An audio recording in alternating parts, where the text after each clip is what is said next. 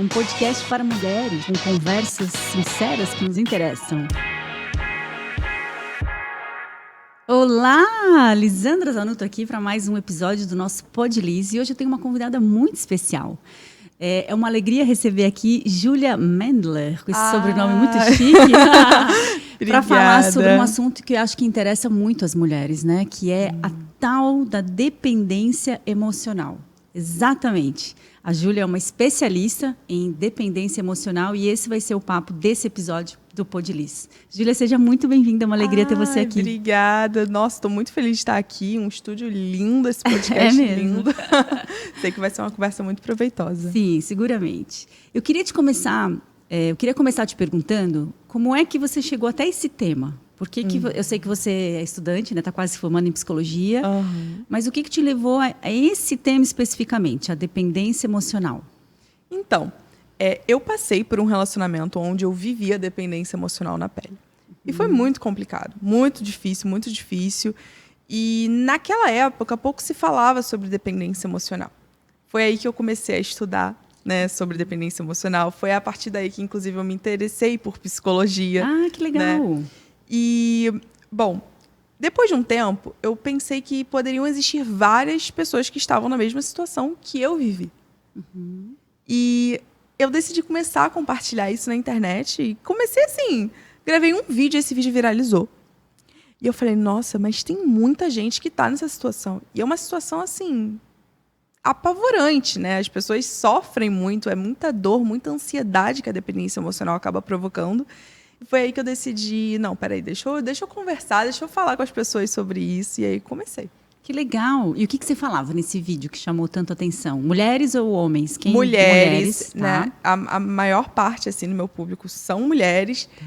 E eu falava basicamente sobre os sinais de dependência emocional, né? E muitas mulheres se identificaram com esses sinais, falam, cara, sou eu, essa pessoa sou eu. Aí começaram a me seguir e a partir daí começaram, inclusive, a ter uma autonomia emocional, começaram a desenvolver essa autonomia. Tá, então é isso que você hoje trabalha, basicamente. Você ajuda essas pessoas, que são mulheres, a conquistarem uma autonomia emocional. Isso. Que legal. Conquistar uma autonomia emocional e sair, né? Se libertar dessa dependência emocional. E é possível? Com certeza. É? Que legal. 100% possível. Tá. Então vamos começar do começo, assim. Por que alguém se torna uma dependente emocional, Júlia? Bom, tudo começa lá na nossa primeira infância, né? Então, uma criança, por exemplo, que não foi olhada pelos pais, que não recebeu esse afeto, por vezes, ou até mesmo recebeu esse afeto em excesso, né, uma superproteção, ela acaba criando algumas crenças complicadas e se identificando por relacionamentos um pouco esquisitos. Como assim? Bom, a nossa noção de amor, como você muito bem sabe, é construída, né? Sim. Então, assim, a gente taxa como amor coisas que, por vezes, não nos fazem bem. A pessoa que é dependente emocional, ela acaba carregando essa noção para os relacionamentos dela. E, por vezes, ela acaba justamente se associando e se fusionando com a pessoa com a qual ela está. Então, tem muito uma questão de perda de identidade, perda das fronteiras, vamos dizer assim, do eu, limites, né? Exato, dos limites, onde o outro vai se misturando com você e você não sabe mais quem você é. Você se perde. Então, assim, são vários fatores que podem te levar a uma dependência emocional, mas principalmente um histórico que acaba tornando suscetível. Ou seja, quanto mais disfuncional for um núcleo familiar, maior probabilidade alguém tem de desenvolver também um tipo de apego nos relacionamentos disfuncional. Total, É assim. Isso. Tá. A família, né? Como a gente aprende os relacionamentos é, assim, algo central, né? Então, com os nossos cuidadores, você sabe disso melhor do que eu, tô até assim, ó. Com os nossos cuidadores, né, a gente aprende a se relacionar. Então, se a criança, por exemplo, ela viu os cuidadores dela discutindo uma relação instável, ela acaba normalizando isso e justamente se afinizando por aquilo que é familiar para ela. Sim. E aí ela chama de amor aquilo que a destrói. Tanto que tem muita gente que, inclusive, fala assim, Júlia, como é que eu paro de amar quem me adoece? E as pessoas ficam muito chateadas comigo porque eu falo assim, peraí, você precisa primeiro se questionar o que você tem chamado de amor. Porque você tem chamado de amor algo que te destrói. E isso não é amor. O amor faz bem. O amor é construtivo. Só que isso está te destruindo. Então, é um processo de você começar a olhar para esse tipo de relação de dependência que não é amor. Sim, eu acho que você disse... eu falo isso de um outro jeito, tá? Talvez, Júlia, porque eu devo ter aí uns 20 anos a mais que você, só por baixo. Mas eu costumo dizer que, infelizmente, na nossa sociedade, na nossa cultura, a gente aprende, né, uma falácia sobre o amor, que é o amor romântico. Sim. E nessa falácia sobre o amor romântico, a gente aprende, então, que o amor é só bom. Mas por amor, as pessoas até se matam. Né? Vide os crimes passionais. Os crimes passionais, eles são crimes em nome do amor. Então o amor não é só bom? Hoje em dia, né, na psicologia, a gente não diz que um afeto é bom ou ruim. Né? A gente não dá mais uma etiqueta para esse afeto. Um afeto é um afeto. Tudo vai depender do contexto em que ele está inserido, né? E da pessoa que está sentindo ele. Né? Então, tem afetos que são confortáveis, afetos que são desconfortáveis. A raiva, ela é ruim ou ela é boa? Não sei. Depende do momento e do contexto. Tem momentos que sentir aquela raiva é legítima e expressar aquilo também é necessário. Né?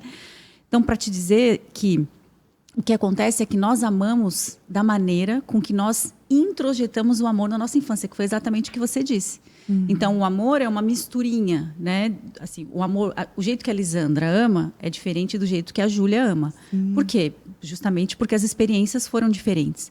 Então, a maneira com que nós amamos na vida adulta, ela é determinada pelas nossas experiências da nossa primeira infância. Totalmente. No núcleo familiar, nas relações parentais. E se esse jeito que eu aprendi a amar foi um jeito adoecido, ou seja, eu tenho uma mãe que é depressiva, um pai alcoólatra, eu vivia num ambiente onde, para eu ser amada, eu era chantageada, ou era abusada, ou era até violentada, né? Não física, mas também pode ser psíquica, afetivamente, moralmente. Então, o que é essa criança?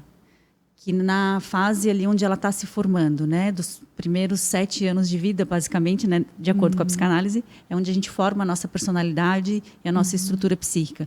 Então, esse é o momento mais importante da nossa formação, né, da nossa estrutura psíquica interna. Então, se nesses anos a gente viveu coisas, né, ou seja, os relacionamentos dos quais as experiências das quais eu tenho foram em relacionamentos onde amar era demonstrado dessa maneira, era sentido dessa maneira, talvez amar fosse excessivamente cuidar, proteger, dominar, manipular. Né? Se eu tenho uma mãe narcisista, por exemplo, a mãe narcisista ela é manipuladora, controladora, eu aprendo que o amor é isso. Então, talvez, que é muito o que você disse, né? Mas eu acho que a gente tende a fazer isso, assim, a gente tende a idealizar o amor. Como, não, o amor ele é só bom, ele é maravilhoso, ele também é isso. Mas o amor também pode ser essa coisa que machuca, que fere. Por quê? Porque é isso que eu aprendi, foi isso que eu vivi. Sim, a é noção. Isso que eu internalizei sobre o amor. Então, o amor também pode ser ruim. Inclusive, não só o amor entre as relações românticas, né, homem e mulher, mas, às vezes, esse amor que vem dos pais também. Pode ser tóxico, pode ser abusivo, né? Pode ser negligente, pode ser indulgente. Percebe? Sim. Inclusive, essa ideia, né, que você trouxe assim, justamente desse mito do amor romântico é muito interessante, né? Porque, inclusive, a gente acaba buscando esse amor de Hollywood, né? Sim. Que não existe. E a gente espera, muitas mulheres esperam um príncipe no cavalo branco. E, às vezes, entram em uma relação onde a pessoa é bacana, ela ama ali, às vezes, do jeito dela, só que não é o príncipe de Hollywood e a mulher acaba perdendo desinteresse. Assim, você deve ver muito, inclusive, isso em consultório, justamente por conta dessa noção de amor idealizado. E também, algo que eu falo muito é da noção de amor como finalidade. Você já ouviu falar um pouco sobre? Sim. Do tipo, a pessoa, ela vê como finalidade da vida dela. Eu preciso ter um relacionamento amoroso, senão a minha vida não tem sentido. Olha como isso é cruel, porque isso não está no nosso controle. Isso é muito internalizado pelas mulheres, né? Muito. Então, tem algo que diz, né, do nosso contexto histórico, sociológico e cultural, que diz qual é a vida ideal para uma mulher. Então, a vida ideal para uma mulher é que ela chegue na vida adulta, que ela tenha um parceiro e que ela possa, então, casar com esse parceiro e procriar, para que a nossa espécie possa se perpetuar. Então, esse é um destino esperado para as mulheres. Tanto é que a mulher que não está aí, ela está frustrada por não estar. A que está frustrada porque acredita que não achou a pessoa certa, certo? Exato. Então, no fundo, todas as mulheres estão frustradas de um jeito ou de outro, né? As que não estão porque acham que deveriam estar, aqui estão porque na maioria das vezes não é o príncipe, né? Ah, não, se eu estou infeliz nessa relação é porque eu ainda não achei a pessoa certa. Como se houvesse a pessoa certa. Nossa, né? isso é bizarro. A pessoa certa. Eu preciso encontrar a pessoa certa da minha vida. E você vive numa constante ansiedade. Isso. Porque até aquele desenho, né? Você bota aqui um queijinho e você está correndo aqui atrás, o queijinho está sempre aqui. Por quê? Você está acreditando que existe um amor perfeito que você vai precisar sentir e vivenciar. Acho que ele quer falar alguma coisa. Pode seguir? Ah, tá. Pode seguir. É que agora você parou, não tem problema. Eu só queria que a Alice colocasse a taça dela pra lá. Pra cá? Fechou. Bem no meio do corte. Tá, obrigada, Cadu. Sem problema, sem problema. Acontece. Sim. Tem edição? Não. Bom, então voltando para cá. Então, o que acontece é justamente essa noção desse amor perfeito, desse príncipe no cavalo branco, e aí você acha que o sentido da sua vida está aí. E se você não chegou nesse lugar, nossa, sua vida é péssima. Inclusive, nos filmes a gente vê isso. Sim. A mulher com 30 anos, que é bem-sucedida e tal, geralmente ela é o quê? Frustrada no amor. Você pode ver. Nos filmes mostra isso. A solteirona, que é empresária, nananã e tal, teria tudo para ser feliz, mas ela não encontra o amor dela. E aí, quando ela encontra, a vida dela tem sentido. Todos os filmes de comédia romântica praticamente que são assim. Sim, exatamente. Né? Você acreditava nisso? Nossa, demais! Eu também. Eu via todos os filmes de Hollywood de comédia romântica, aquelas, adorava. Eu lembro do Diário de uma Paixão, sabe? Acho que eu assisti, sei lá, umas 8 vezes aquele filme. E eu olhava aquilo assim, eu falava, meu Deus, é isso que eu quero para minha vida. Meu Deus. Um amor assim intenso, uma coisa como essa, que passa o tempo, mas aquele amor não passa, sabe? Não, essa ideia de que a gente precisa de alguém para nos salvar. Sim. Então tá muito angustiante viver aqui dentro de mim e eu preciso que alguém chegue para então a minha vida ser plena, leve e feliz. A ideia que a pessoa tem é que ela vai conseguir um relacionamento amoroso e, nossa, os problemas da vida dela estão resolvidos, está tudo certo. E não é assim que funciona. Sim. A vida, inclusive, ela pode ter muito sentido sem um relacionamento amoroso. Eu costumo até falar algo que muitas pessoas criticam, né? Que, assim, não é do nosso controle estar em uma relação amorosa. Não é do nosso controle. Não, porque depende de uma outra pessoa, né? Depende de uma outra pessoa. Então, assim, como que você vai condicionar a tua felicidade, o teu sentido de vida a algo que está fora de você? Sabe? Porque e se você, de fato, não encontrar? Essa pergunta é ruim, assim, mas ela é verdadeira. Existe essa possibilidade. Claro que existe. E existe a possibilidade dessa pessoa tentar muitas e muitas vezes e também não encontrar, né? Qual é a principal queixa das mulheres que seguem você lá nas redes sociais? O que mais aparece? Assim, qual que é o maior motivo de pedido de ajuda para você? Júlia, eu sei que ele não é para minha vida, mas eu não consigo parar de insistir nele. Não consigo. Ai, que triste isso, né? É muito triste. Porque você fica presa. Eu tô presa, Júlia. Eu tô numa dependência emocional. Ou então, o ex falou, não quero mais estar com você. Termina com a pessoa. pessoa tá lá se humilhando, não consegue seguir em frente, porque acha que o relacionamento acabou. Acabou ali e a vida dela acabou. Por conta desse fusionamento que existe. Então, assim, essa é a principal queixa, a principal dor de quem vive num relacionamento com dependência emocional, que, inclusive, está muito relacionado a relacionamentos abusivos. Né? Então, eu costumo dizer que o que mantém uma pessoa dentro de um relacionamento abusivo é a culpa e a dependência emocional. O que você pensa a respeito? Sim, seguramente. A culpa e a dependência emocional, né? E, principalmente, essa familiaridade que ela tem com esse tipo de relação. A familiaridade. Exato. Porque é exatamente isso. Assim, a gente não se apaixona pela pessoa ideal. A gente se apaixona pelo que é familiar, pelo que é conhecido. Pelo conhecido? Isso. Nossa, ele me faz muito mal, mas eu amo muito ele. Me faz muito mal. Peraí, você tá voltando aí na tua história, né? E se afinizando por algo que sempre lhe foi apresentado. E aí, inclusive, chega alguém bacana, um cara interessante, você conhece, só que você fala, não, isso não é pra mim.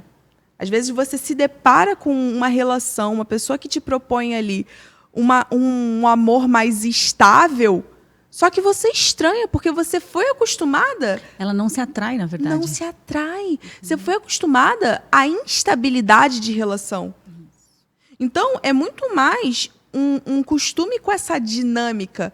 Então, nossa, por que eu sou obcecada pelo cara que some no final de semana, mas manda uma mensaginha ali no meio da madrugada, mas depois some de novo e fala que me ama e vai. Essa dinâmica bem instável. Porque lá no meu passado, talvez eu tenha sido acostumada a isso, né? Talvez esse amor tenha me sido apresentado dessa forma e dessa maneira. Então, cabe a nós, enquanto adultos, a gente ter ciência disso e entender que a gente pode fazer uma quebra, né, desses padrões que nos foram apresentados. A gente pode mudar a forma como a gente vai se relacionar a partir de hoje. Sem dúvida. Muita terapia, né, Júlia? Muita. Para você ter esse nível de autoconhecimento, né? Sim. Você voltar... Você faz terapia? Nossa, amo, faço. Você faz? Qual que é a linha muito que você tempo. faz? Hoje em dia eu faço a terapia da aceitação e do compromisso, mas já fiz a psicanálise e gosto das duas. Muito boas. Legal. Qual é a faixa etária dessas mulheres que estão lá pedindo ajuda no seu Então, Insta? 20 a 40 anos. É justamente essa faixa etária. Eu tenho muita aluna, por exemplo, que estava em um casamento, né? Um casamento, assim, complicado, estava super infeliz. O marido já não tinha mais interesse, já, por vezes, já estava traindo a pessoa. E, assim, ela decidiu se separar, decidiu sair, mas ainda vive nessa dependência emocional, porque ficou muito tempo também com aquela pessoa. Então, você não sabe viver sem a pessoa. Relacionamento, assim, é muito normalizado, né? Você não ter a sua vida. Sim, porque exatamente essa é a tendência da mulher na relação, né? A mulher casa e a tendência dela é colocar o casamento no centro da sua existência. No centro da sua existência. E a vida dela passa a se orbitar em torno das necessidades, do desejo dessa relação. E nisso ela se abandona, né? Ela se autonegligencia. Exato, e vai esquecendo de si. E eu falo que é muito perigoso a gente colocar uma única coisa como algo que embasa a nossa vida.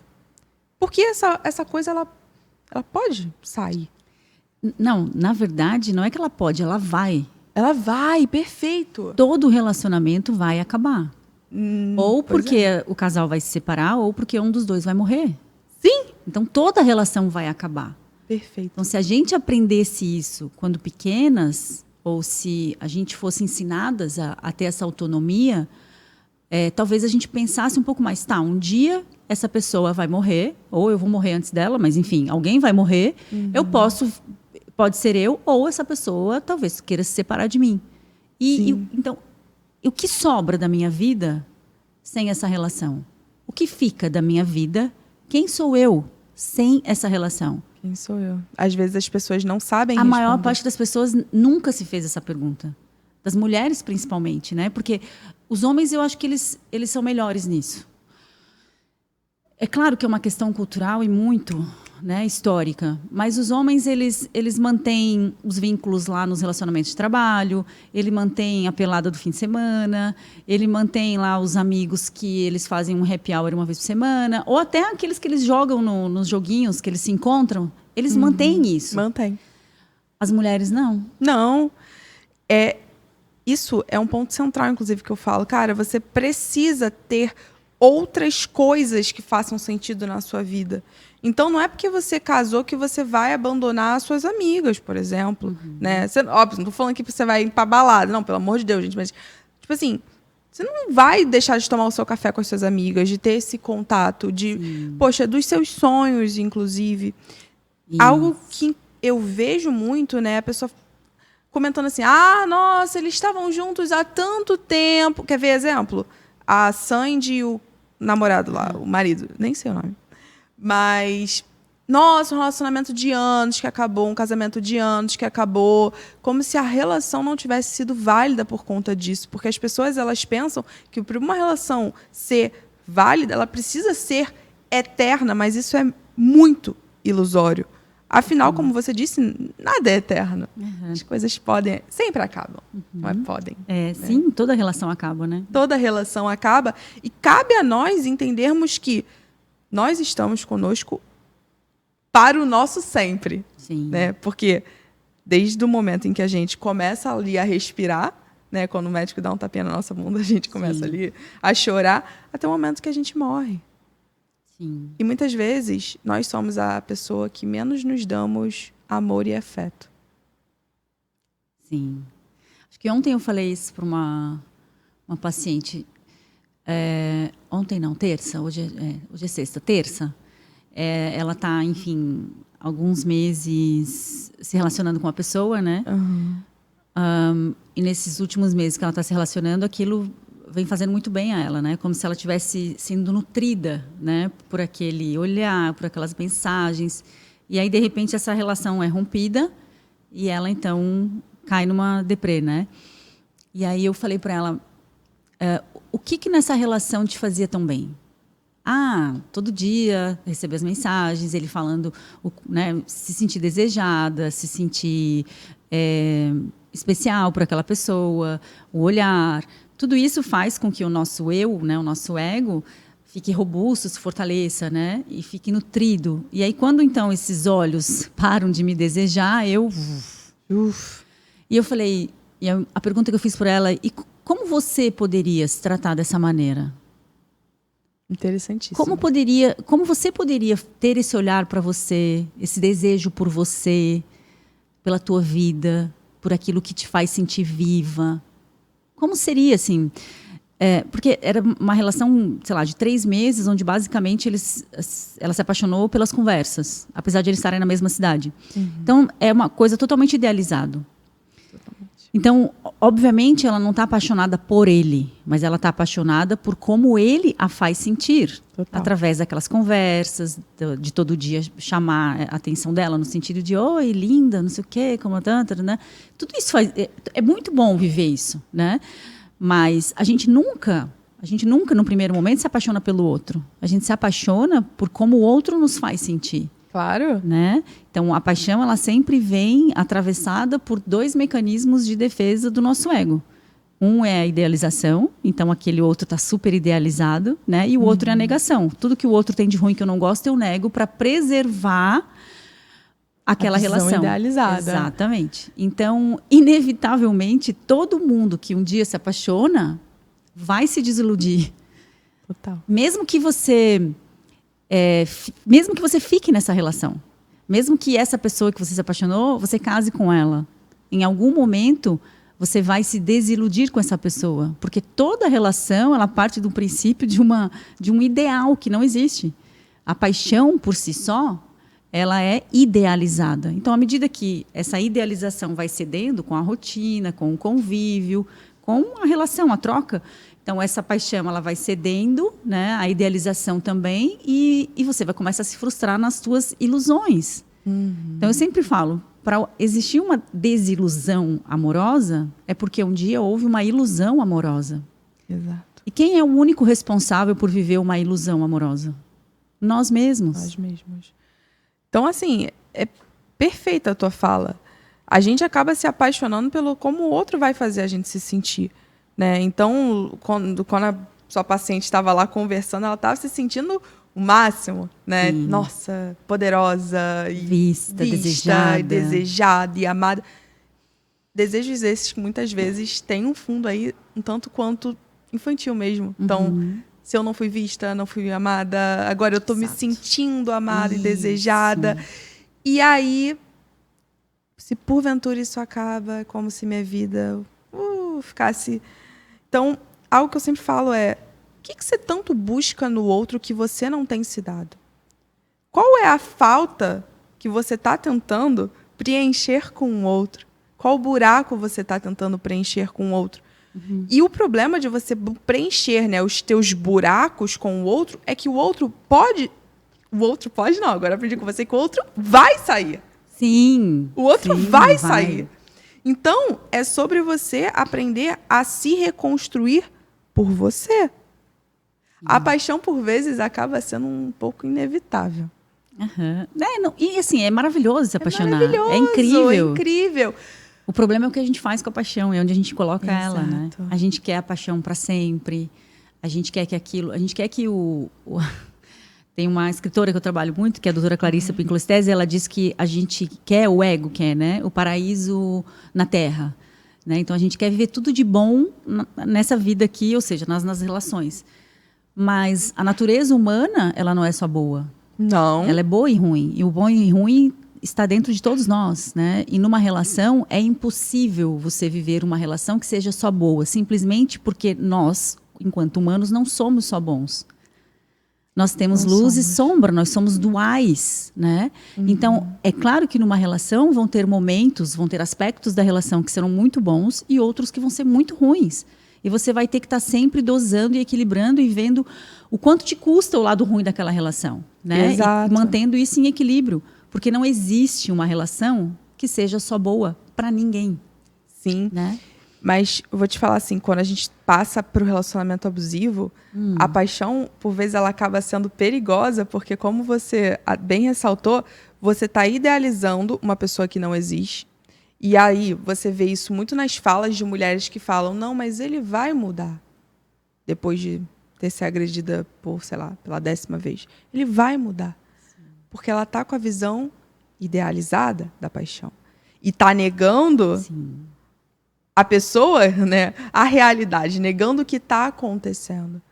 Então, na verdade, você acaba ficando insistindo em alguém que não te valoriza, em alguém que te adoece, em alguém que te machuca, por conta também desse período inicial onde você cria essa visão da pessoa e pensa que agora a sua vida tem sentido e tudo está realizado e está bom, e preenchido, né? Sim. E algo que a psicanálise fala muito, né? A comportamental se arriscando aqui, né? Mas é desse lado da gente também se deparar com as frustrações da vida, né? Então, a gente vai se frustrar. Vai. A Em gente toda relação. Vai, em todo relacionamento. Sim. Em qualquer coisa, inclusive. Porque a gente sempre tende a criar uma expectativa além, né? Sim. E é aquela ideia de que as pessoas falam, eu tô sempre querendo mais. É a insatisfação, vamos dizer assim, Sim. que está fazendo com que a gente sempre queira mais. Sim, e isso é o que faz. Estar insatisfeito é o que te mantém na relação. Estar insatisfeito, sim. Isso. Quando a relação te satisfaz, você perde o prazer dela, você perde o desejo nela. Então, o objeto do ser amado, né? O objeto para a psicanálise não é um objeto, né? Sim, é um claro. sujeito. Então, o ser amado é o responsável por me manter insatisfeita. É claro que é uma insatisfação autorregulada. É quando isso se torna muito insatisfeito, aí eu adoeço, a relação adoece. Mas tem uma psicanalista, obviamente você já deve conhecer, que é a Melanie Klein. Então, a Melanie Klein diz que... Maravilhosa, né? Ela diz que nas relações, a gente vai estar buscando aquela completude que a gente só sente em um momento da nossa existência. Quando a gente nasce, esse contato, né, com o seio da mãe, esse momento... E mesmo que... você pode dizer aí, mas eu não fui amamentada, né? Não é só... a boca no seio, não é sobre isso, né? É o contato. Você pode não ter sido amamentada pelo seio da sua mãe, mas você foi amamentada pela mamadeira no colo dela. E esse momento, essa vivência da criança é o único momento nos primeiros meses de vida onde ela se sente inteira. Então, a criança, quando nasce, ela se percebe uma célula una com a mãe. Ela se sente uma extensão do corpo da mãe. Não existe uma divisão entre ela e a mãe. Uhum. Então, a Melanie Klein diz que a vida inteira... Então, depois a criança passa pelo primeiro ano de vida e vai passar pelo processo de individuação, que vai ser o primeiro grande recalque primário dela, né? Uhum. E nós, enquanto adultos, nas relações, estamos a vida inteira buscando isso. Buscando o seio materno nas relações. Buscando isso que me falta. Como se o outro pudesse me dar essa sensação de completude através das relações. Só que isso é só uma fantasia. Isso é só uma ilusão sobre o amor. E quando, então, a gente se dá conta disso, em algum momento da nossa vida adulta, de que não existe nenhum outro, nenhuma relação e nem nada que vai nos dar esse senso de completude, ela chama isso de realismo depressivo. É quando, então, o sujeito se inscreve na realidade. Não há nada que supra essa falta, que é uma falta estrutural, desse seio, né? Desse único momento da nossa existência que nos faz sentir completo. Então, a vida inteira, a gente vai estar projetando nas relações amorosas isso que nos foi tirado no primeiro momento da nossa vida. Sim. E a vida inteira a gente está atrás de preencher esse vazio, esse buraco. Essa teta que a gente busca, né? Que é insaciável, que é insaciável, exatamente. Então, o outro, ele vai estar sempre sendo colocado nesse lugar. Nesse lugar de... Você precisa me preencher. Preciso me preencher, isso. Mas não preenche. Nunca vai. Nunca vai. Então, você fica, assim... sendo você casada, estando casada nessa relação ou não... você até pode casar com a pessoa que você acha que é o amor da sua vida e que você encontrou. E é muito legal quando isso acontece. É muito legal quando você encontra alguém e que você diz, cara, eu quero passar o resto da minha vida com essa pessoa. E a outra pessoa sente isso. Isso é muito legal. Mas isso não quer dizer que essa é uma relação que não vai te frustrar, que não vai te causar sofrimento, que não vai, em algum momento, ter instabilidades. Sim, conflitos fazem parte do relacionamento, né? Exato. Tem gente que fala assim...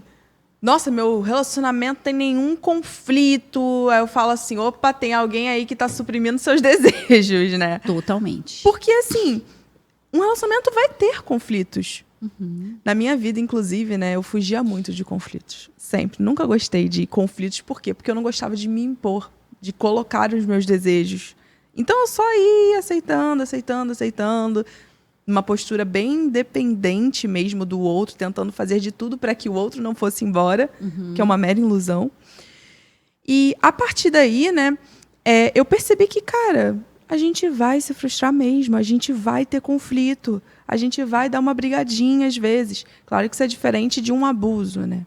Então, um conflito é diferente de um abuso. Sim, claro. Completamente diferente. Mas é sobre a gente aceitar essa realidade. Sim, você disse algo muito legal, né? Então, se uma relação não tem conflito nenhum, alguém está suprimindo os desejos. Algumas pessoas falam para mim, às vezes a gente tem até casais, né? Eu sou casada há 17 anos, então a gente tem alguns casais e às vezes a gente escuta uma frase que está na Bíblia que diz assim, que um casal, então, quando se une, se torna um só corpo. Sim. E uma só carne. Quando eu ouço isso, eu também, me arrepia a espinha, assim, porque eu fico pensando, se dois viram um só corpo e uma só carne, eu falo, quem deixou de existir? Alguém deixou de existir, né? Porque não dá para transformar duas pessoas, duas identidades, dois sistemas diferentes, fusionar em um só. Alguém vai deixar de existir, percebe? Geralmente é a mulher. Geralmente é a mulher, infelizmente. Que, inclusive, tá também, né? Então... Mas parece algo, percebe? Mas isso é vendido como o ápice. O ápice da união. Da felicidade. Isso. Tem uns casais famosos aí, né? Tipo, Thiago Nigro e Mayra Card, assim, que agora casaram e um só corpo e uma só carne. Eu falo, meu Deus, por quanto tempo será que vai durar isso, né? Não, e depois? Porque é uma mulher forte, com uma personalidade forte, um homem forte, com uma personalidade forte. Eu até posso me apaixonar e acreditar que agora eu sou um só com o outro. Mas isso é tão passageiro. Depois, né? que o período da paixão, né? Depois que a paixão passa, né? A vida dois. E o quanto isso é uma armadilha. para as relações amorosas. Total. Inclusive, algo que se escuta muito em consultório é: ele terminou comigo e um pedaço de mim foi embora. Porque justamente você se fusionou, né, na ideia de fusão. Então, você pegou quem você é, quem o outro é e juntou em um só, né? E aí, como que fica? Como você fica? Você fica frustrado? Para baixo? Você se esquece de você? Então, é sobre a gente entender que amar é sobre eu existir, sobre o outro existir também. Sim.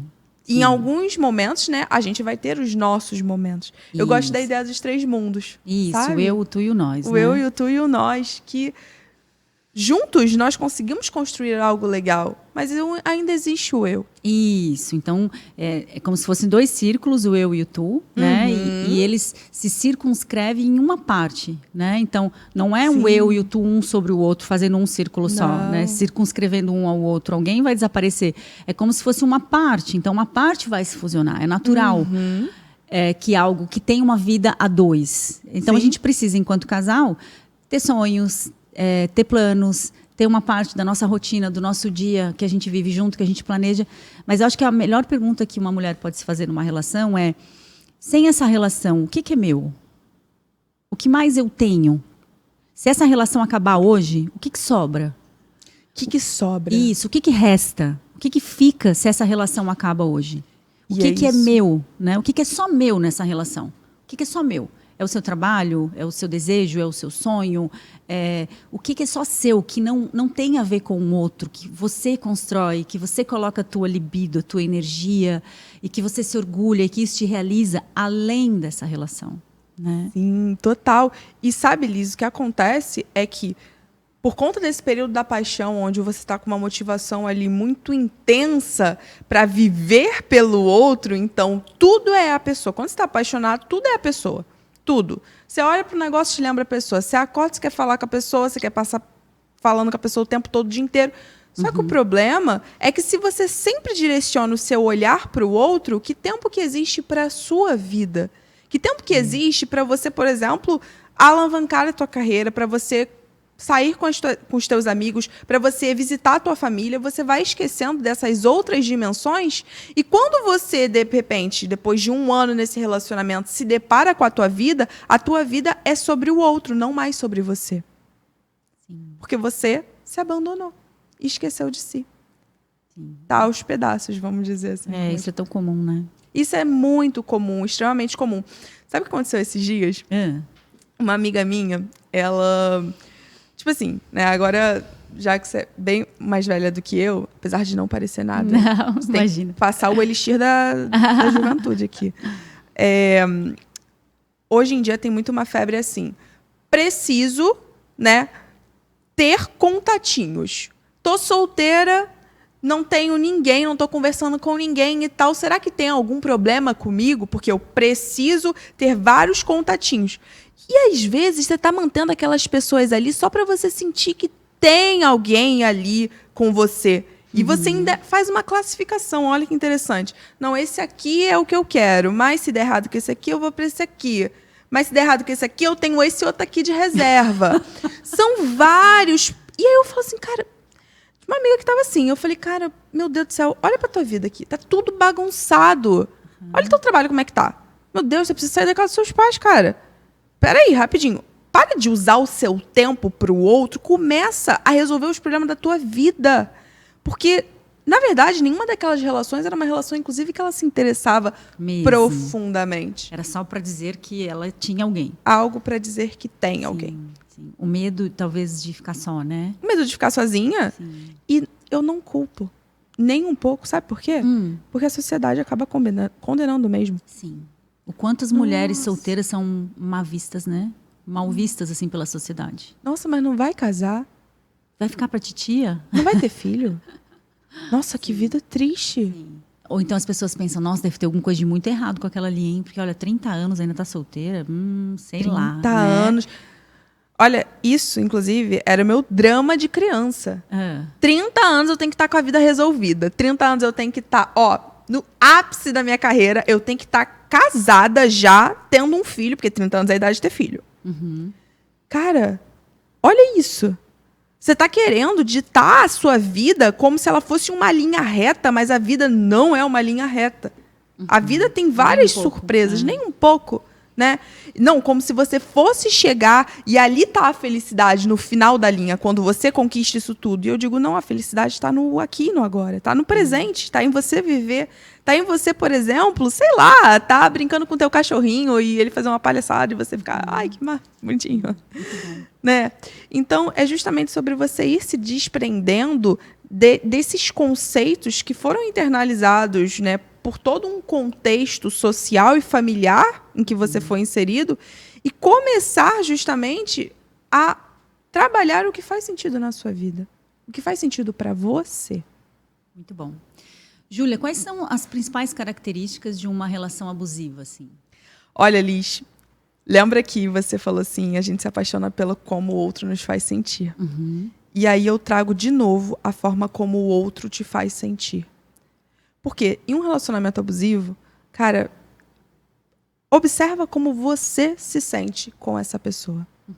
Em geral, você vai se sentir extremamente ansiosa, extremamente deprimida. Você vai se sentir sem confiança, sem autoestima, para baixo. Você vai tentando, inclusive, mudar a sua personalidade, sua forma de ser e seu jeito de ser. E por que eu sempre começo falando dos sinais de uma relação abusiva por essa parte de como você se sente?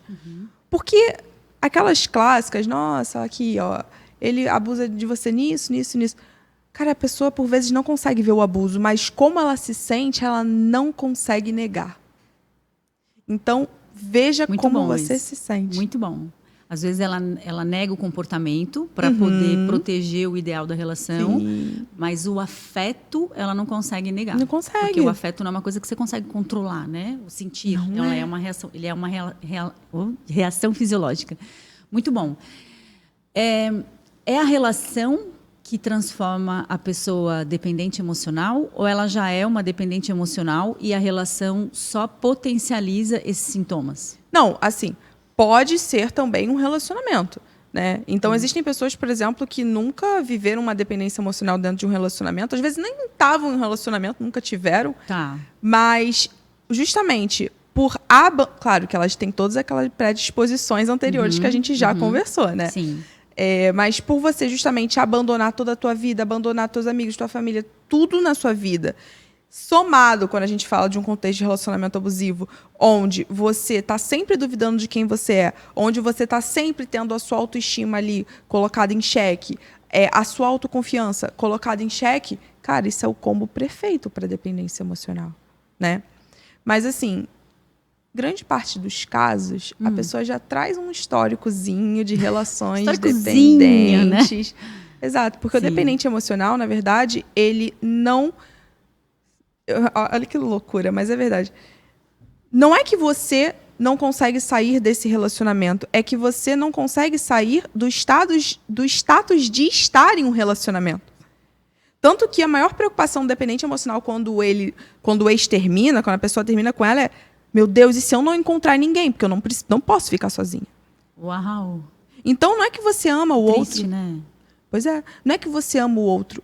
Você ama o fato de estar em um relacionamento. Sim.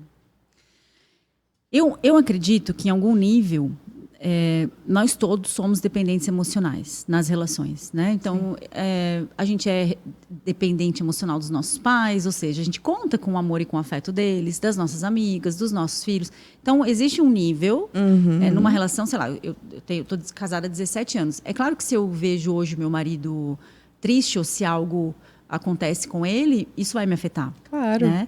Então, em algum nível, não tem como você não ser uma dependente emocional. Quando que isso se transforma num transtorno? Eu acho que é bem importante a gente deixar... ou algo patológico.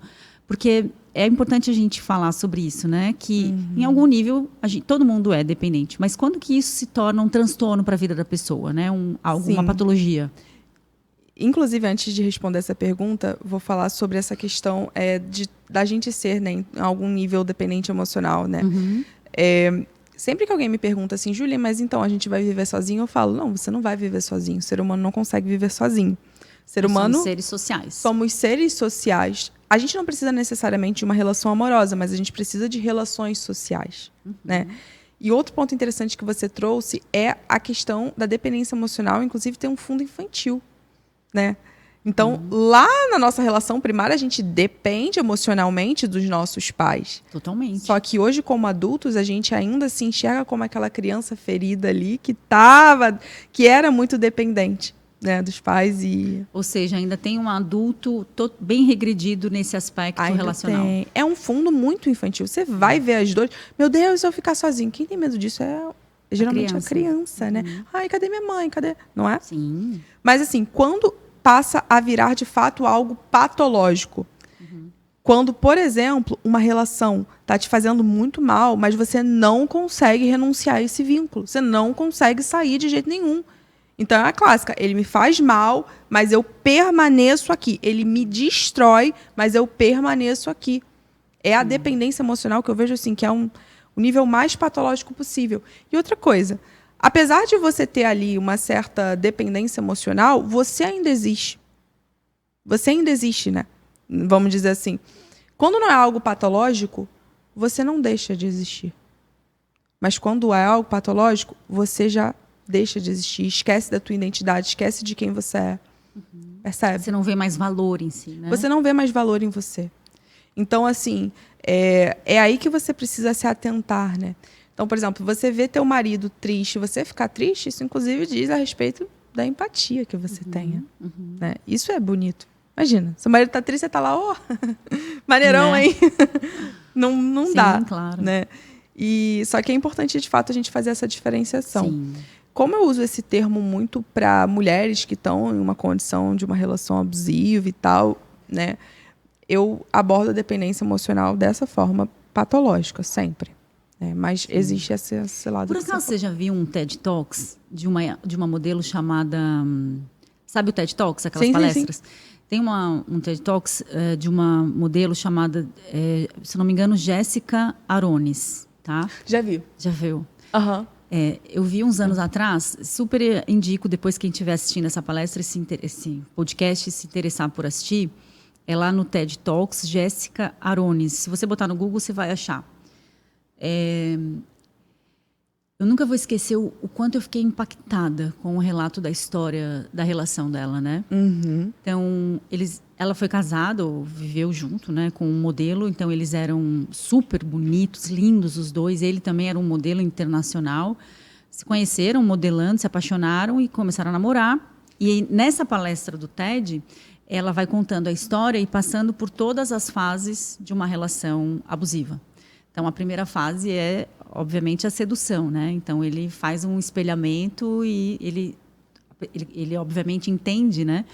Que ele começa a espelhar tudo que você gosta, ele também gosta. Então, principalmente se ela está se relacionando com um narcisista, né? Então, ele vai fazer parecer que ele é o homem perfeito para ela. Qual é a mulher que não quer isso, né? Então, um cara bonito, sedutor, boa praça. O primeiro passo é seduzir, então, a sua presa, né? E fazer com que ela fique completamente apaixonada, né? Tipo, achei o meu príncipe encantado. Achei o amor da minha vida. Num segundo momento, ele começa a minar toda a tua rede de apoio. Então, começa a falar mal das tuas amigas são invejosas, é porque elas não têm a tua beleza, é porque elas não têm o teu dinheiro, é porque elas não têm o teu marido, se afasta dessa, se afasta daquela, essa não te faz bem, não quero mais ver você com essa, porque essa é muito invejosa, eu vi que ela veio aqui e ficou... Então, afasta a pessoa de toda a rede de apoio, a família. Porque você viu, sua mãe é assim, seu pai é assado, por isso que você está... Então, ela vai se afastando de todo mundo. E ela vai contando exatamente o que foi acontecendo com ela. Até que teve um momento que eles começaram a discutir, e nessa discussão, ela disse, acho que foi no primeiro momento, a primeira vez que ela se deu conta de que era uma coisa era uma coisa diferente, assim. Eles estavam discutindo e ele pegou um copo de água e jogou na cara dela, assim. E isso começou a se tornar comum. Eles discutiam e ele, jogava tudo que ele tinha na mão na cara dela e mandava ela calar a boca. Só que, eu falo, talvez o mais difícil de uma relação como essa é que uma relação abusiva, uma relação de violência, ela não começa com um soco na cara, né? Não é a primeira vez que você discorda, a pessoa vai lá e te dá um murro, porque aí você não está vinculado ainda, você cai fora. Você ainda tem algo dentro de você, a tua dignidade ainda está preservada.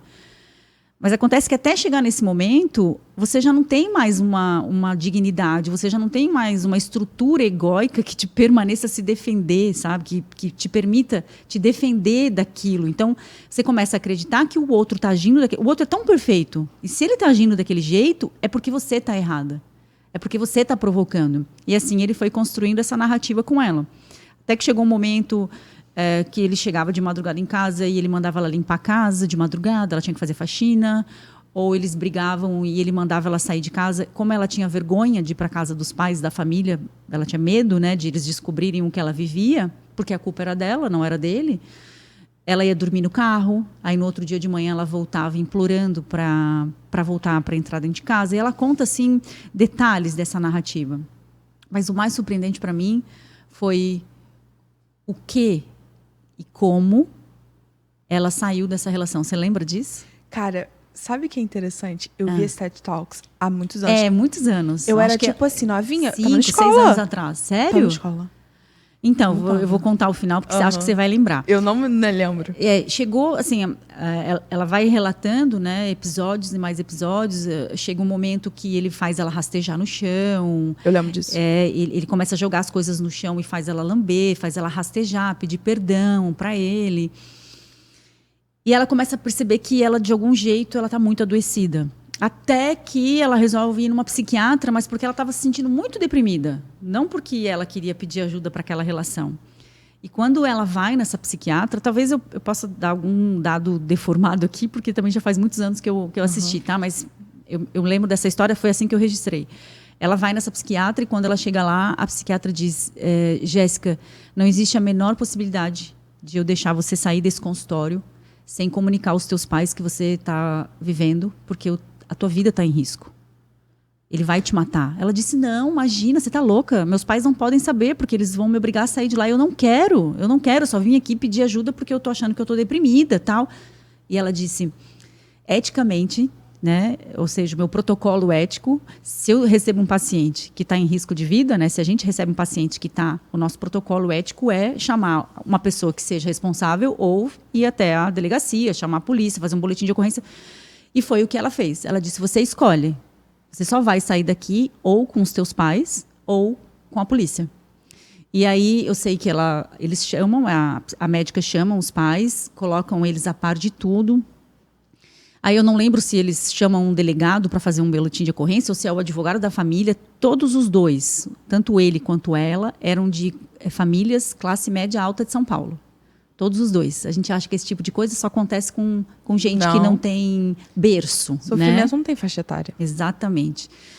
E aí veio, parece que esse advogado da família, e todos eles tentando convencê-la a não voltar para casa, a não voltar para ele. A médica disse, você está vivendo uma relação de abuso, você já passou por todas as etapas da relação e o próximo passo é ele vai te matar. E ela disse, imagina, isso não vai acontecer, tal. E eles tentando convencer. Sabe como é que ela foi convencida a não voltar para casa e a denunciá-lo? Quando esse advogado disse para ela, Jéssica, ele vai te matar, ele vai ser condenado e vai passar o resto da vida na cadeia. É isso que você quer para ele? Ela disse, não, imagina. Não, eu não quero que ele vá preso. Então eu nunca mais volto para casa. Foi só quando ela teve a perspectiva de que ele ficaria preso o resto da vida que ela renuncia a essa relação. Olha o nível. É tão indigesto isso, né? É tão... Nossa, eu acho que eu era tão nova que eu nem... Eu nunca vou esquecer disso. Eu fiquei muito impactada.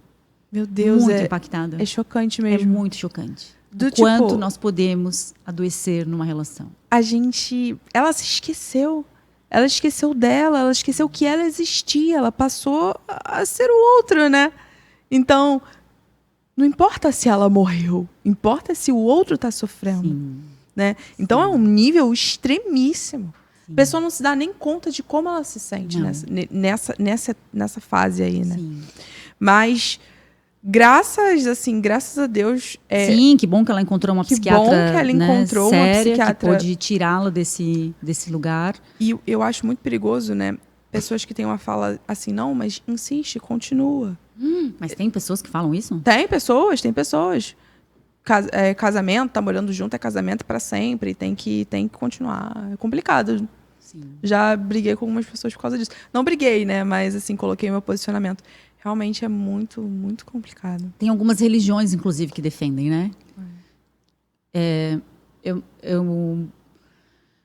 Eu acho difícil falar sobre isso, mas Eu acho muito difícil algumas religiões falam que a mulher, então, é a edificadora do lar, é a responsável, né? Mas que lugar é esse, entende? Que eu tenho que pagar até com a minha própria vida para manter, né, essa fachada de que está tudo bem, de que eu tenho um lar, de que eu tenho uma família, de que eu estou aqui, ó, batalhando pelo meu casamento. Mas a que preço, né? Sim. Qual o custo disso? E o fato é, você não ama a pessoa que te bate.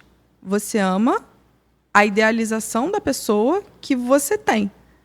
Então, mesmo a pessoa te batendo, você permanece ali por estar com aquela imagem da sua cabeça. Falam do personagem que você cria. Sim. E você vive acreditando que se tolerar aquele sofrimento, que você acredita que será momentâneo, Sim. você terá esse personagem. E aí você fica ali para sempre. Insistindo, insistindo, insistindo.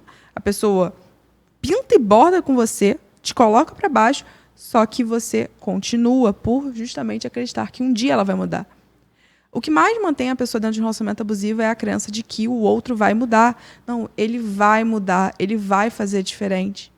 Esses dias eu saí com uma amiga minha, eu sentei e falei, olha só, vamos conversar aqui. Eu faço muito isso quando eu vejo que uma amiga tá, né? Eu falo, cara, vamos conversar aqui. Relacionamento abusivo, complicadíssimo. Eu falei, cara, olha só. Você acha que ele vai mudar? Não, ele vai mudar. Eu tenho certeza que ele vai mudar. Ele é o amor da minha vida. Ele é o amor da minha vida. O amor da minha vida. Claro, ele vai mudar. Ele tá passando por um período difícil no trabalho. Não, ele vai mudar. Eu falei, não vai. Não vai. Essa pessoa que você ama não existe. Nossa, que difícil, né? Difícil. Ela chorou a beça e tal. Aí hoje ela me mandou mensagem. Falou, Ju, me libertei. Eu saí, eu terminei. Eu tô me sentindo leve, tô me sentindo bem. Bom. Que bom. Eu falei, cara, ainda bem. Que bom. Fiquei muito feliz mesmo. Sim, porque é muito difícil sair de uma relação dessa, né? E a pessoa que sofre de dependência emocional, ela é a parceira perfeita do narcisista. Perfeita. É o casal perfeito. É o casal perfeito. Tem um corte meu que, inclusive, viralizou muito, né? Que eu falei assim, sabe qual que é o par perfeito do dependente emocional? O narcisista. O narcisista. As pessoas narcisistas, por quê? O dependente emocional tá ali precisando de afeto. Precisando que o outro supra os buracos dele. Vem o narcisista com love bombing, né, que é aquela fase inicial. Você é a melhor pessoa do mundo, você é incrível, e fala o tempo todo, e a pessoa se sente super especial. Por vezes, tem esse pano de fundo aí dessas relações, né, com pai e mãe, que não teve amor, que não teve afeto. Agora eu sou olhada, agora eu sou observada. Esse desejo infantil de ser observado, de ser olhado. E aí você acaba acreditando que essa pessoa resolveu todos os problemas da sua vida. Sim. Então... E tem a questão de que o narcisista, né, só vai ficar do lado dessa pessoa enquanto essa pessoa estiver dando palco para ele. Claro. E o dependente emocional vai fazer isso o tempo inteiro, né? Vai dar palco para ele o tempo todo, mas é aquilo, né? O narcisista é uma relação de dependência e codependência, né? O dependente emocional depende do narcisista, o narcisista é codependente do dependente emocional, porque ele precisa, ele se nutre, né, quando ele percebe que o outro precisa dele. Sim. Né? Só que chega um momento que você não tem mais vida, né, que você não tem mais do que tirar. Eu gosto da ideia que é assim, é como se você tivesse uma energia. E aí o narcisista vai tirando essa energia até que você se sente totalmente sem vida, sem energia, não tem mais da onde tirar, e é o momento que ele te descarta. É um vampiro, né? É um vampiro, ele vai te sugando, te sugando, te sugando, e no momento te joga fora. E aí você fala assim, Júlia, ele Nossa, ele queria tudo comigo, mas ele sumiu. Ele queria tudo comigo, mas agora ele terminou e já tá com outra. Meu Deus do céu. E o que pior é que, tipo assim, o narcisista, ele termina, descarta, e ele já tá com a vítima, uma próxima vítima, claro. olhando o que vai fazer. Aí começa o love bombing com a próxima vítima. Aí você tá vendo lá, viajando, caramba, Nossa, meio declarações. feliz da vida. E você sofrendo pra baixo, tenebrosa ali. Meu Deus, olha o príncipe que eu perdi. Sim. É terrível. É terrível. E aí vem esse senso de desvalidação, né? Eu perdi, a culpa foi minha. Eu não sou boa o suficiente. A culpa foi minha, eu não sou boa o suficiente. Não sou bonita o suficiente, não sou gostosa o suficiente, não sou inteligente o suficiente. Se ele me deixou e tá feliz com outra, é porque eu não fui suficiente pra ele e a outra tá sendo. O que ela tem que eu não tenho? É muito difícil. Triste. É muito triste. É muito triste. Sabe que pra mim, eu trabalho praticamente uma década com relacionamentos, né? Uau. Eu costumo dizer que eu acho que é o maior desafio da nossa existência. Cara, são os relacionamentos, sabe? é a maior demanda de consultório. É. E por que não existe uma pós-graduação sobre relacionamentos? O que mais existe próximo ali é uma terapia, né, de casal, mas não é sobre Mas relacionamentos. você diz uma pós-graduação, você diz para os profissionais ou para as pessoas? Bom, eu acho que deveria ter pros dois, tá? Eu acho que, inclusive, a gente deveria aprender a se relacionar na escola, cara. As pessoas não querem, Júlia. Não querem? Não. Por quê? Porque a realidade sobre o amor, ela é dura. É verdade. Faz sentido. Uhum. Então as pessoas preferem ficar na ilusão de que o amor é isso que vendem por aí, entende? Que se eu não vivo isso, mas eu vejo todo... Olha lá no Instagram quantos casais felizes tem, juras de amor. Se eu não vivo isso, é porque eu ainda não achei a pessoa certa. E aí você fica nessa corrida de ter que achar a pessoa certa. Se você não acha a pessoa certa, a interna insatisfação. Isso. As pessoas não querem lidar com a realidade. A realidade dói, né? Lembra, Melanie Klein, realismo depressivo. É quando o sujeito atinge a maturidade afetiva, onde ele vai entender que nada, nenhuma relação vai suprir essa demanda que a gente tem desse vazio estruturante, dessa falta. Sim, isso é um ponto da psicanálise que eu adoro, assim, particularmente. Eu acho que, a comportamental vai durar bem pouco, viu? Você acha? Nossa, eu vou te falar. Eu acho que tem aí uma veia psicanalítica. Nossa, eu gosto muito da psicanálise. Eu tenho uma bibliografia completa para te passar, se você quiser. Que eu já leio. Não, eu gosto muito da psicanálise. Maravilhosa. Tem uma rixa, né, comportamental, psicanálise na faculdade, é um troço louco. Eu acho que tudo é importante. Eu costumo falar que eu acredito que nenhuma teoria dê conta de explicar tudo. Não.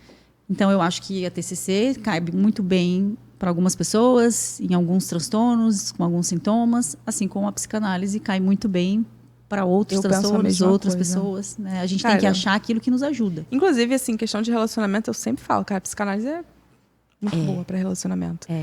Isso aí vocês vão ter que me desculpar, inclusive. Eu falei isso para o meu supervisor ali. A TCC fica muito nas camadas superficiais, né? E aí a pessoa não se dá conta. Aí você fica muito assim, prejuízos e ganhos e perdas. E, tipo assim... Não é sobre isso, né? Não é sobre isso. Exatamente. É sobre o que você está querendo. Não. É muito assim. É sobre isso que nos estrutura. Sabe? É sobre isso que nos estrutura. Isso que a gente vai buscar nas relações. Totalmente. E que talvez seja impossível de atender, né? A nossa demanda no amor. E trabalhar a aceitação também dessa insatisfação. Sim. Aceitação, por vezes, radical mesmo.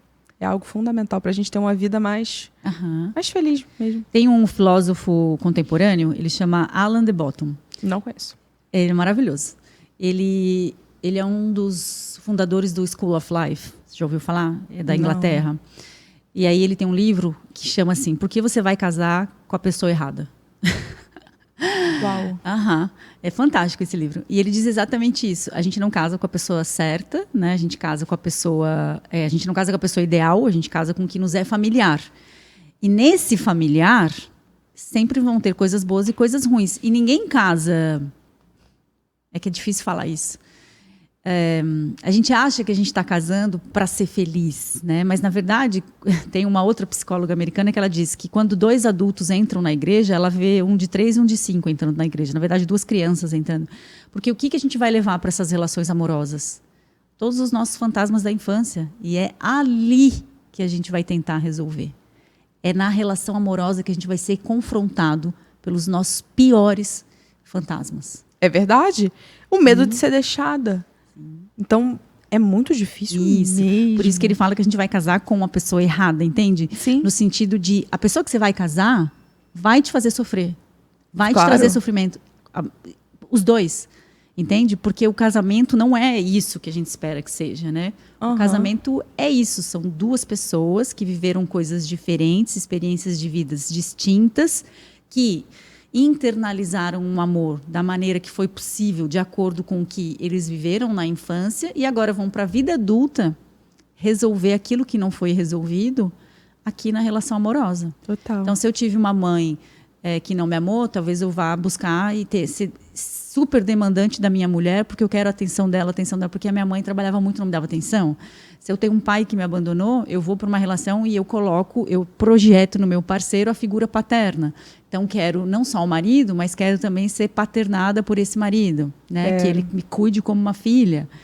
Então, é isso, a gente vai resolver, a gente vai dar continuidade nos nossos dramas familiares nas relações amorosas. Muito interessante essa perspectiva.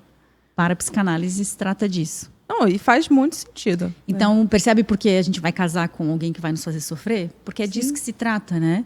E eu acho que talvez tenha uma outra fantasia, né, nas relações amorosas, que é essa coisa de, não, mas eu quero alguém que me faça feliz. Essa é uma outra grande armadilha. Ninguém é responsável pela nossa felicidade, a não ser nós mesmos. Até porque, cara, eu falo assim, nossa, você ama essa pessoa? Então coloca a missão dela te fazer feliz, não, que é uma missão muito pesada. É você terceirizar algo que é só da tua responsabilidade. Ninguém faz ninguém feliz. Isso. É da ordem do insano. Entende? Eu falar, Júlia, a partir de hoje, você é a responsável por me fazer feliz. Exato. Eu gosto da analogia do coração. Você coloca o teu coração nas mãos de uma outra Exato. pessoa. Isso, percebe? É a maior loucura que alguém pode fazer. Loucura. Uhum. E aí eu pego uma folhinha de papel e falo assim, aqui ó, faz o que você quiser com essa folha de papel. Tem gente que rasga, tem gente que pega pra perto, tem gente que pisa na folha. Quando você dá o poder pro outro fazer o que ele bem entender com a sua vida, acabou. Acabou. Você precisa ter esse poder. Sim. Tá aí uma coisa que uma mulher nunca pode perder, né? Nunca. A soberania sobre a sua própria vida. Totalmente. A autonomia, né? O poder. Talvez esse seja um dos maiores erros que uma mulher possa cometer numa relação, né? Justamente esquecer dela. Sim. Eu falei até para uma amiga, eu falei, cara, você existe, você tá aí. Sabe essa sensação de desespero quando o outro vai embora? Então, lembra que você ainda existe, que você pode se acolher, que você tá aí. Sim. Sabe? Que existe um poder dentro de você para poder viver. Os homens também te procuram? Muito! É? Eu tenho vários alunos homens. E aí?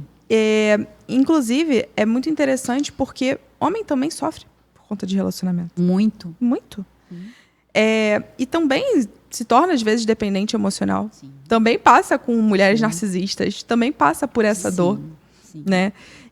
Mas o que eu vejo, né, em relação aos homens, por não ter justamente essa cobrança muito social, eles acabam tendo um caminho de superação um pouco mais rápido.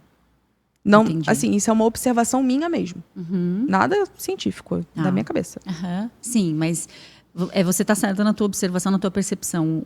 Os homens lidam de uma maneira diferente com o sofrimento das mulheres. Eles são muito mais práticos. Isso. As mulheres se entregam mais na sua dor. As mulheres vivem mais seus dramas, sabe? Diferente dos homens. Isso não quer dizer que é bom ou que é ruim. Quer dizer que, aparentemente, parece que as mulheres sofrem mais, né? Mas existe uma pesquisa de Harvard. Eles fizeram um estudo e acompanharam um casal de velhinhos que eram casados a vida inteira e, no final da vida, um deles morria. E aí eles queriam ver quem vivia mais, se era o homem ou se era a mulher. Então, no casal onde o homem morria primeiro, o velhinho morria primeiro, a mulher, a tendência era ela sobreviver muitos anos ainda. E os homens, ao contrário, quando era a mulher que morria, a velhinha, a parceira, os homens morriam na sequência. Então, as mulheres vivem mais, né, depois que o parceiro morre, do que os homens, os velhinhos. Por quê? Porque as mulheres choram seus defuntos. Olha! Porque as mulheres choram suas perdas. Sim, porque você sente. Isso. Outro dia uma pessoa falou assim, Júlia, por que o homem, ele aparentemente supera mais rápido e depois de um tempo parece que ele volta, né? E eu falo, porque justamente o homem não superou. O homem tentou não sentir a dor de um término, Isso. só que uma hora ele vai sentir. E é por isso que a mulher, né, por vezes ela terminou o relacionamento, ela sofre muito, mas ela vai melhorando. Isso, ela se permite viver o luto da relação. O homem, ele quer driblar isso, né? Não tem como. E não quer dizer que não viver um afeto, não quer dizer que aquele afeto deixa de existir. Ele só está sendo reprimido, Negando. igual... Sabe aquelas bolas de plástico que a gente fica... Sabe aquelas bolonas que você tenta enfiar no fundo da piscina? Assim é um afeto não vivido, não expressado. Então é como se você pegasse toda a pressão do teu corpo e tentasse enfiar essa bola de plástico lá no fundo da piscina. Total. Mas para ela ficar lá no fundo, você vai ter que botar muita pressão. Mas a hora que você tirar a pressão, isso vai vir com uma força. E assim é o afeto que não é vivido. A dor que não é sentida. Né? O luto que não é lamentado. Você precisa ter essa experiência. A ACT fala muito sobre esse processo experiencial do sentir. Então, de você olhar a emoção como uma emoção que deve ser sentida e que está te sinalizando algo. Então, isso é muito interessante. Meu Deus, que papo bom, hein? Ai, muito gostoso, sério. Júlia, onde que as mulheres que estão assistindo a gente, onde elas podem te encontrar? Fala o teu Instagram para elas te conhecerem, teu trabalho. Ó, tudo @Juju Mendler. Instagram, Juju Mendler. TikTok. TikTok eu tô menos ativa, mas eu ainda tenho, tá? É tudo Juju Mendler. E se você quiser fazer parte da comunidade Meu Momento, é só colocar no Google Comunidade Meu Momento, você já acha. Muito bom. No link da bio também. Muito bom, Ju. Obrigada, viu? Foi um prazer. Ai, Volte sempre quando você estiver aqui gostei passeando muito. por Floripa. Venha Nossa, nos visitar, que vai ser uma alegria receber você. Com certeza, Tá venho sim. Um beijo para vocês. Eu espero que esse papo aqui com a Júlia tenha te trazido clareza sobre as tuas escolhas amorosas, sobre os teus relacionamentos, e que você possa ter ficado um pouquinho mais consciente, né, do que esperar de uma relação amorosa. Beijo e até o próximo Podliz. Tchau, tchau. Incrível.